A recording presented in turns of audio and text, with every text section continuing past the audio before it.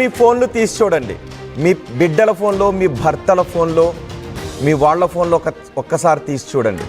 అందులో betting app ఉంటే వెంటనే వాటిని అన్ఇన్స్టాల్ చేయండి, లేకపోతే ఏదైనా జరిగే అవకాశం ఉంటుంది. బెట్టింగ్ యాప్ ఇప్పుడు సామాజిక దురలవాటుగా మారుతూ వస్తుంది. అది ఎంతోమంది ప్రాణాలు తీస్తుంది. ఈ విషయాన్ని ఇంత గట్టిగా ఎందుకు చెప్పాల్సి వస్తుందంటే, శ్రీ సత్యసాయి జిల్లా పరిగి మండలంలో మరొక విద్యార్థి బెట్టింగ్ యాప్ కారణంగా చనిపోయాడు. రైలు కింద తలకాయ పెట్టి మరీ చనిపోయాడు. నేను చెబుతున్నాను, అతను చనిపోయిన తీరు మీకు చూపించలేను, కానీ అతను చనిపోయిన తీరు ఎంత హృదయ విదారకంగా ఉందో నేను మీకు చెప్తున్నాను. ఇప్పుడు మీరు చూస్తున్నారుగా, అతని తల మొండెం వేరుగా పడిపోయాయి. దీనికి కారణం ఏంటో తెలుసా? Betting apps. బెట్టింగ్ యాప్స్లో అతను డబ్బులు పెట్టి బెట్టింగ్ చేసి తన డబ్బులు పోగొట్టుకుని జీవితం మీద విరక్తి చెంది ఇప్పుడు మీరు చూస్తున్న ఈ అబ్బాయి చనిపోయాడు. ఎంతో భవిష్యత్తు ఉన్న అబ్బాయి కేవలం బెట్టింగ్ యాప్స్లో డబ్బులు పోగొట్టుకుని చనిపోయాడు. అందుకే మరీ చెబుతున్నాను, ఇది ఎంత సామాజిక జాడ్యంగా తయారైందో. ఒక్కసారి మీ బిడ్డల ఫోన్లు తీసుకుని చూడండి. అందులో బెట్టింగ్ యాప్ ఉంటే వెంటనే అన్ఇన్స్టాల్ చేయండి ఓ తల్లిదండ్రులారా. ఒకవేళ మీ భర్తల ఫోన్లోనో మీకు సంబంధించిన వాళ్ళ ఫోన్లోనో బెట్టింగ్ యాప్స్ ఉంటే వాటిని తీసుకొని అన్ఇన్స్టాల్ చేయండి. లేదు అంటే రేపు ఇలాంటి కష్టం ఇంకెవరికి వస్తుందో చెప్పలేం. భయపెడుతున్నానని కాదు, కష్టం వచ్చిన తర్వాత మళ్ళీ తిరిగి వెనక్కి వెళ్ళి ఆ కష్టాన్ని సరి చేసుకునే అవకాశం ఉండదు ఇలాంటి కష్టం వస్తే. ఇప్పుడు మీరు ఆర్టీవీ స్క్రీన్ పైన చూస్తున్న ఈ అబ్బాయి రైలు కింద తలకాయ పెట్టి చనిపోయాడు. అతని తల ఒక చోట, మొండె ఒక చోట పడి హృదయ విదారకంగా ఉంది. అతన్ని ఆ స్థితిలో అతని తల్లిదండ్రులు చూస్తే ఆ గుండెలు తట్టుకోలేని విధంగా ఉంది. రేపు ఇలాంటి ప్రమాదం మరొక ఇంట్లో జరగకూడదు అనే ఇంత గట్టిగా చెప్తున్నాను. శ్రీ సత్యసాయి జిల్లా పరిగి మండలం పైడేటి గ్రామంలో ఈ విషాదకర ఘటన చోటు చేసుకుంది. అతను చనిపోయే ముందు ఏం రాసుకున్నాడో తెలుసా? అతని షర్ట్ మీద మరొక పేపర్ మీద ఒక విషయాన్ని రాసుకున్నాడు. Please don't play online games, please don't play online games అని అతను ఒక పేపర్ మీద రాశాడు.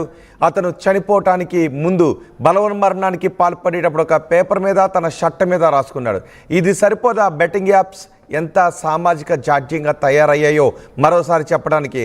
అందుకే చాలా గట్టిగా చెబుతున్నాను, ఒక్కసారి మీ బిడ్డల ఫోన్లో, మీ భర్తల ఫోన్లో, మీకు సంబంధించిన వారి ఫోన్లో తీసుకుని అందులో బెట్టింగ్ యాప్స్ ఉంటే వాటిని అన్ఇన్స్టాల్ చేయించండి. లేదంటే ఇలాంటి విషాద ఘటన మరే కుటుంబంలోనో జరిగే అవకాశం ఉండకూడదు అని నేను కోరుకుంటున్నాను. ఆన్లైన్ బెట్టింగ్ భూతానికి ఇప్పుడు మీరు చూస్తున్న యువకుడు బలైపోయాడు. రైలు కింద తలపెట్టి ప్రాణాలు తీసుకున్నాడు ఆ యువకుడు పేరు జయచంద్ర. ఆన్లైన్ గేమ్స్ను డౌన్లోడ్ చేసుకోవద్దంటూ షర్ట్పై రాసుకున్నాడు జయచంద్ర. 3 ఏళ్ల క్రితం డిగ్రీ పూర్తి చేసి వ్యవసాయం, పాల వ్యాపారం చేశాడు జయచంద్ర. బెట్టింగ్ యాప్లో దాదాపు 6 లక్షల రూపాయలు పోగొట్టుకున్నాడు ఈ యువకుడు. అప్పుల భారంతో ఇప్పుడు బలవన్మరణానికి పాల్పడ్డాడు జయచంద్ర ఇప్పుడు లేడు. ఇప్పుడు జయచంద్ర కుటుంబం శోకసంద్రంలో ఉంది. ఇప్పుడు జయచంద్ర కుటుంబం జయచంద్రను చూడలేని స్థితిలో ఉంది. ఎందుకంటే అతను రైలు కింద తలకాయ పెట్టిన కారణంగా అతని తల ఒక చోట, మొండె ఒక చోట పడి కనీసం చివరి చూపులు చూడటం కూడా భారంగా మారిన హృదయ విదారకంగా ఉంది అతని మరణం. అతని మరణానికి కారణం బెట్టింగ్ యాప్లో లక్షల రూపాయలు పోగొట్టుకుని జీవితం మీద విరక్తి చెంది బలవన్మరణానికి పాల్పడ్డాడు. అతను డిగ్రీ పూర్తి చేసిన తరువాత కొన్ని వ్యాపారాలు చేశాడు, వ్యవసాయం చేశాడు. బహుశా అదే వ్యవసాయం, అదే పాల వ్యాపారం చేసుకుంటూ ఉంటే 4 డబ్బులు వెనకేసుకుని ఉండేవాడు. ఆ వ్యాపారం దినదినాభివృద్ధి చెంది తన కుటుంబానికి అండగా నిలబడి ఉండేవాడు.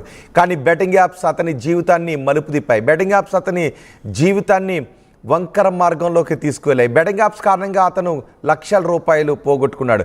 బెట్టింగ్ యాప్స్ ఒకరికో ఇద్దరికో కొన్ని డబ్బులు ఎప్పుడైనా తెచ్చిపెట్టే అవకాశం ఉంటుంది, కానీ 99 మంది జీవితాల్లో బెట్టింగ్ యాప్స్ నష్టాలని మిగిల్చే అవకాశం ఉంటుంది. అందుకే బెట్టింగ్ యాప్స్పై అంత ఉధృతంగా ప్రచారం చేయాల్సి వస్తుంది, అంత ఉధృతంగా పోరాటం చేయాల్సి వస్తుంది.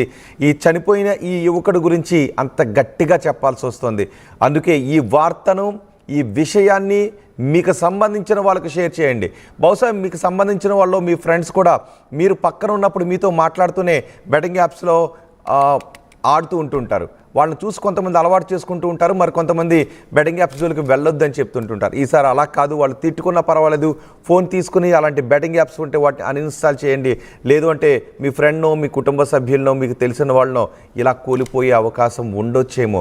అలాంటి అవకాశానికి తావివ్వకూడదని ఇంత గట్టిగా చెప్తున్నాను. ఇప్పుడు మీరు చూసిన ఈ ఘటన శ్రీ సత్యసాయి జిల్లాలో చోటు చేసుకుంది. అతను చనిపోయిన ఆ దృశ్యాన్ని నేను మీకు చూపించలేకపోతున్నాను, ఎందుకంటే చాలా హృదయ విదారకంగా ఉంది. కాబట్టి ఈ వార్తను మీకు తెలిసిన వాళ్ళకి, ఎక్కువ మందికి షేర్ చేయండి. బెట్టింగ్ యాప్స్ని ఈరోజు అన్ఇన్స్టాల్ చేద్దాం. ఒక ఛాలెంజ్ తీసుకుందాం. ఎవరి ఫోన్లో బెట్టింగ్ యాప్స్ ఉన్నాయో వాటిని అన్ఇన్స్టాల్ చేసి ఒక ఛాలెంజ్ని తీసుకుందాం. ఆర్టీవీ పిలుపునిస్తుంది. మీ ఫోన్లో బెట్టింగ్ యాప్ ఉంటే దాన్ని అన్ఇన్స్టాల్ చేసే చొరవ మీరు తీసుకుంటారా? అన్ఇన్స్టాల్ చేయగలరా? మీ కుటుంబం రేపు ఇలాంటి కష్టాన్ని ఎదుర్కోకూడదు అంటే ఈరోజే బెట్టింగ్ యాప్ని అన్ఇన్స్టాల్ చేయండి. మీ కుటుంబం ఇలాంటి కష్టాన్ని ఎదుర్కోకూడదు అంటే మీ కుటుంబ సభ్యుల్లో ఎవరి ఫోన్లో ఇలాంటి బెట్టింగ్ యాప్ ఉందో, ఏదైనా బెట్టింగ్ యాప్ ఉందో దాన్ని అన్ఇన్స్టాల్ చేయండి. ఈ ఛాలెంజ్ మీరు తీసుకుంటారా? మీ కుటుంబం కోసం మీరు ఒక చొరవ తీసుకుని ఫోన్ని చెక్ చేసి బెట్టింగ్ యాప్ ఉంటే దాన్ని అన్ఇన్స్టాల్ చేసే ఉద్యమంలో మీరు పాల్గొంటారా? ఆర్టీవీ పిలుపునిస్తోంది. చూద్దాం ఎంతమంది చేస్తారు. కామెంట్ బాక్స్లో మీ అభిప్రాయాన్ని కూడా తెలియచేయండి. నేను మా ప్రతినిధి చలనాయుడు ఉన్నారు. చలనాయుడుతో మాట్లాడతాను. చలనాయుడు, ఇప్పుడు ఏ యాప్స్ కారణంగా అతను చనిపోయాడు? బెట్టింగ్ ఆడొద్దు, బెట్టింగ్ యాప్స్ అన్ఇన్స్టాల్ చేయండి, అతను చనిపోతే ఒక పిలుపునిచ్చాడు. నేను మరొకసారి చెప్తున్నాను, ఇతని ఆత్మ శాంతించాలి అంటే అతను బెట్టింగ్ యాప్స్కి అలవాటు పడ్డాడు, కానీ మిగిలిన వాళ్ళు ఎవరు కూడా దానికి అలవాటు పడొద్దు అంటూ చనిపోయే ముందు అతను రాసిన ఆ లైన్స్ కూడా మీరు చదవండి. ఒకసారి మళ్ళీ వాటిని ప్లే చేస్తాను, ఒకసారి చూడండి. అవేంటి అంటే అతను కేవలం బాధలోని మాత్రమే చనిపోలేదు, తనలా మరి ఎంతోమంది బలి కాకూడదని అక్షరాలు కనబడుతున్నాయా? అక్షరాలు ఏంటి అంటే తనలా మరి ఎంతోమంది చనిపోకూడదని. బహుశా చివరి క్షణంలో అతను ఎంత మానసిక క్షోభ అనుభవించి ఉంటాడు. తన తల తీసుకెళ్ళి రైలు పట్టాలపై రైలు చక్రాల కింద పెట్టేటప్పుడు ఆ రైలు శబ్దం దగ్గరయ్యే కొద్దీ అతని కుటుంబం ఎంత గుర్తొచ్చుండుంటుంది. అయినా కూడా వాటన్నిటిని దిగమింగుకొని ఆ రైలు కింద పడి చనిపోయాడంటే చివరి క్షణాల్లో అతను ఎంత వేదన అనిపించుంటాడు ఒకసారి ఆలోచించండి. అందుకే మీ ఫోన్లో బెట్టింగ్ యాప్స్ ఉంటే వాటిని అన్ఇన్స్టాల్ చేసే ఉద్యమంలో మీరు పాల్గొనండి. అదే ఇలాంటి వాళ్ళకి ఇతనికి మీరు ఇచ్చే నివాళి అవుతుంది. మా ప్రతినిధి చలనాయుడు ఉన్నారు. చలనాయుడు, ఈ ఘటనపై అక్కడ వినిపిస్తున్న మాటలేంటి? ఈ ఘటన తర్వాత పోలీసులు ఏమైనా కేసులు నమోదు చేశారా? రోహిత్, మొత్తం మీద అయితే మాత్రం బెట్టింగ్ యాప్స్ తో ఎన్నో కుటుంబాలు అతలాకుతలమైనటువంటి పరిస్థితులు మనం నిత్యం చూస్తున్నాం, వింటున్నాం. అటువంటి వాటిలో ఇది ఉదాహరణ ఏదైతే ఉందో జయచంద్ర మరణం అంత ఆషామాషి విషయమే కాదు. ముఖ్యంగా అతను ఎంతో నరకయాతన అనుభవించిన తర్వాత దాదాపు లక్షల రూపాయలు తన అప్పు అయినటువంటి నేపథ్యంలో, ఎస్పెషల్లీ తను చనిపోతూ మరొకరికి మార్గదర్శనం కావాలి, ఎస్పెషల్లీ వీటి నుంచి బయటపడాలి, ఇటువంటి ఏదైతే బెట్టింగ్ యాప్స్ బారిన పడకుండా నేను ఒక మార్గదర్శకుడిగా ఉండాలి అనుకున్నాడో, మరి ఏం ఆలోచన చేశాడో, ఏకంగా ఒక స్లిప్ రాసుకోవడం, ఏకంగా తన షర్టు మీద అయితే బెట్టింగ్ యాప్స్ జోలికి వెళ్ళొద్దు అన్నట్టుగా ఇండికేషన్స్ ఇచ్చినటువంటి నేపథ్యం ఇక్కడ ప్రాంత ప్రజల్ని కలిసివేస్తుంది. ఆ కుటుంబం అయితే రోధిస్తున్నటువంటి తీరు అసలు మనం